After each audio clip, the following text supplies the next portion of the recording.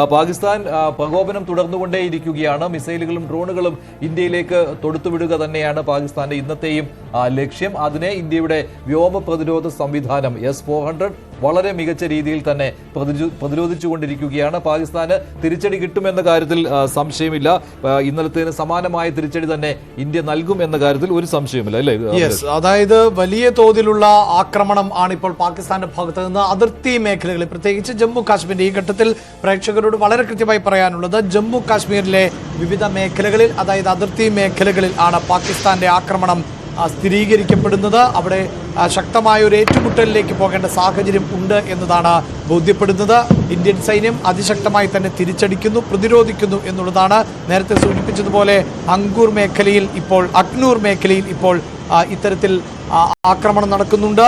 സാംബ മേഖലയിൽ ആക്രമണം നടക്കുന്നുണ്ട്. അങ്ങനെ അതിർത്തിയിൽ ഏതൊക്കെ പ്രദേശങ്ങളിലാണ് പാകിസ്ഥാൻ അല്പമെങ്കിലും അനുകൂലമാകുന്ന ഭൂമിശാസ്ത്രപരമായ സവിശേഷതകൾ ഉള്ളത്, ആ മേഖലകളിൽ എല്ലാം കഴിഞ്ഞ ദിവസത്തേതിന് സമാനമായ തരത്തിൽ നമുക്ക് പ്രേക്ഷകരുമായി ഈ ദൃശ്യങ്ങളടക്കം പങ്കുവെക്കുമ്പോൾ ആ ശബ്ദം കേൾക്കാൻ സാധിക്കുന്നുണ്ട്. അതായത് സ്ഫോടന ശബ്ദങ്ങൾ, ഫയറിങ്ങിൻ്റേത്, ഡ്രോണുകൾ ഉൾപ്പെടെ ഉപയോഗിക്കുന്നു, അല്ലെങ്കിൽ ഷെല്ലാക്രമണം, അതേത് എന്ന് നമുക്ക് കൃത്യമായി തിരിച്ചറിയാൻ പറ്റുന്നില്ല.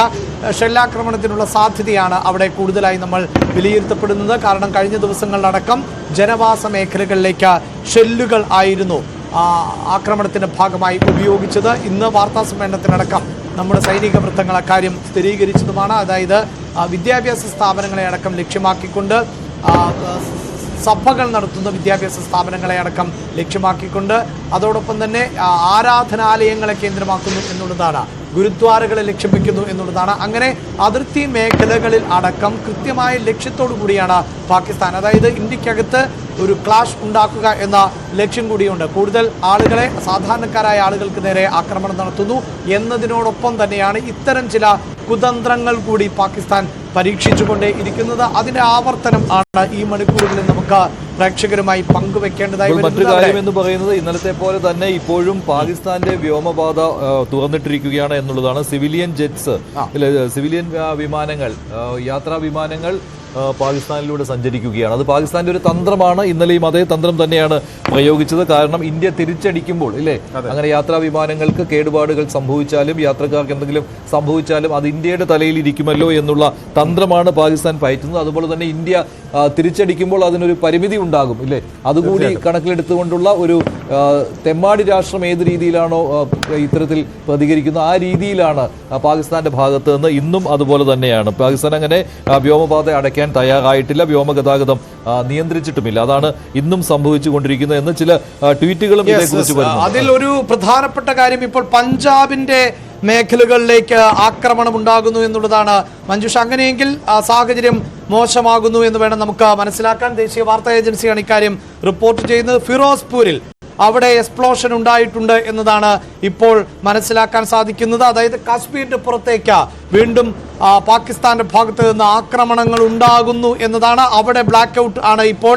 അവിടെ സൈറൺ മുഴങ്ങി, ആളുകൾക്ക് ജാഗ്രതാ നിർദ്ദേശം നൽകി, ഒപ്പം സ്ഫോടന ശബ്ദങ്ങൾ ഫിറോസ്പൂരിൽ നിന്ന് കേൾക്കുന്നു എന്നുള്ളതാണ്. അതായത് പഞ്ചാബിലേക്ക് ഇന്നലെ നമ്മൾ കൃത്യമായി റിപ്പോർട്ട് ചെയ്തതാണ്. മറ്റ് ഇടങ്ങളിലേക്ക്, പാകിസ്ഥാനുമായി അതിർത്തി പങ്കിടുന്ന സംസ്ഥാനമാണ് പഞ്ചാബ്.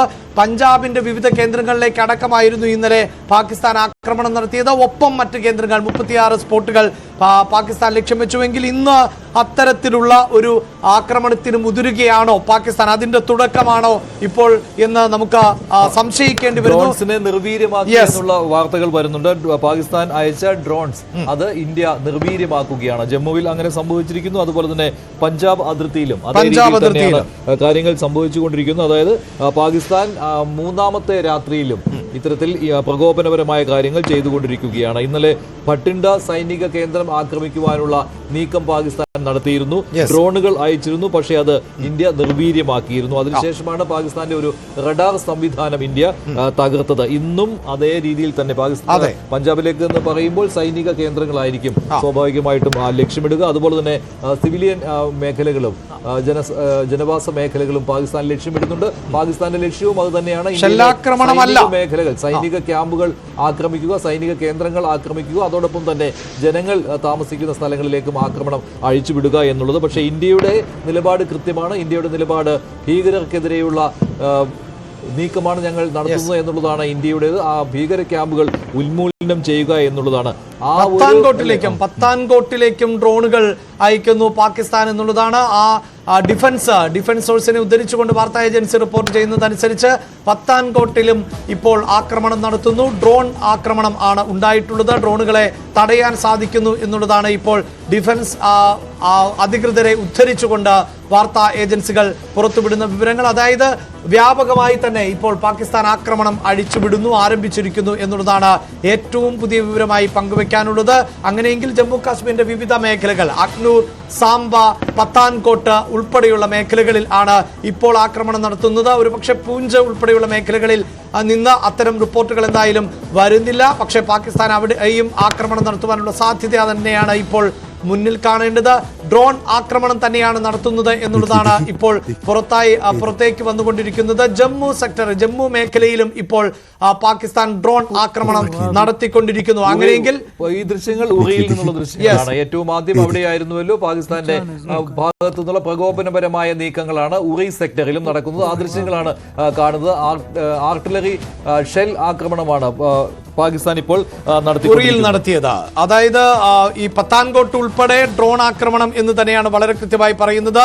ജമ്മു മേഖലയിൽ ഡ്രോൺ ആക്രമണം എന്നുള്ള വിവരം ആണ് ഇപ്പോൾ പുറത്തു വരുന്നത്. അതോടൊപ്പമാണ് ഫിറോസ്പൂരിൽ നിന്ന് ഉള്ള വിവരവും ഇപ്പോൾ പുറത്തു വന്നുകൊണ്ടിരിക്കുന്നത്. അങ്ങനെയെങ്കിൽ ജമ്മു കാശ്മീരിൽ ഏതാണ്ട് ജമ്മു, സാംബ, പത്താൻകോട്ട്, ഉറി ആ മേഖലകളൊക്കെ കഴിഞ്ഞ ദിവസങ്ങളിൽ ആക്രമണം നടത്തി അതേ മേഖലകളിലേക്ക് ഇപ്പോഴും ആക്രമണം ആവർത്തിക്കുകയാണ്. ഒപ്പം പഞ്ചാബിലേക്ക്, അതിർത്തി സംസ്ഥാനമായ പഞ്ചാബിലേക്കും പാകിസ്ഥാന്റെ ആക്രമണം ഉണ്ടാകുന്നു എന്നുള്ളതാണ്.